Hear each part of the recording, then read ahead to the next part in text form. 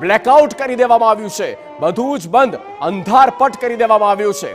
ભુજમાં બ્લેકઆઉટ, અંધારપટ છવાઈ ગયો છે, કારણ કે કોઈ પણ સમયે, ગમે તે સમયે, કોઈ પણ જગ્યા પર જ્યાં હવાઈ હુમલા થઈ શકે, અને આ બોર્ડર ઇલાકા છે, અને તમામ જે સરહદી વિસ્તારો છે ત્યાં સુરક્ષા લોકો સમજી ગયા છે કે આ કેટલું જરૂરી છે, અને એટલા માટે જ એ મોક ડ્રિલ કરવામાં આવી હતી। આ એક્સક્લુઝિવ ફૂટેજ આપણે પહેલી તસવીર જે બતાવી રહ્યા છે, જુઓ,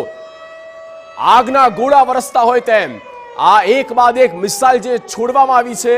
અને એ મિસાઇલ ને ત્યાં જ અટકાવી દેવાનું જે પરાક્રમી કામ થઈ રહ્યું છે, તે ભારતની એ એડવાન્સ ટેકનોલોજી છે, એ ભારતની S-400 જેવી મજબૂત સિસ્ટમ છે, અને તેના જ કારણે એ કોઈ પણ મિસાઇલ આવે, કોઈ પણ ડ્રોન આવે, એ નહીં ટકી શકે ભારતની સામે, અને ભારતની જમીન પર એ ટચડાઉન થાય તે પહેલા જ તેને ડિસ્ટ્રોય કરી દેવામાં આવે છે। LOC પર ભારતીય સેના જડબાતોડ જવાબ આપી રહી છે। લાઇન ઓફ કંટ્રોલ, જ્યાં ભીષણ ફાયરિંગ, બોમ્બમારો સતત, સીઝ ફાયર તો થઈ રહ્યું છે બંને તરફથી, કારણ કે જે રીતે પાકિસ્તાન એ સીઝ ફાયર કરી રહ્યું છે, ત્યારે સ્વાભાવિક કે ભારત તેનો એ જ ડાયરેક્શન પર જવાબ આપી રહ્યા છે। સેનાએ આ પરાક્રમી કામ કર્યું છે, સતત ને સતત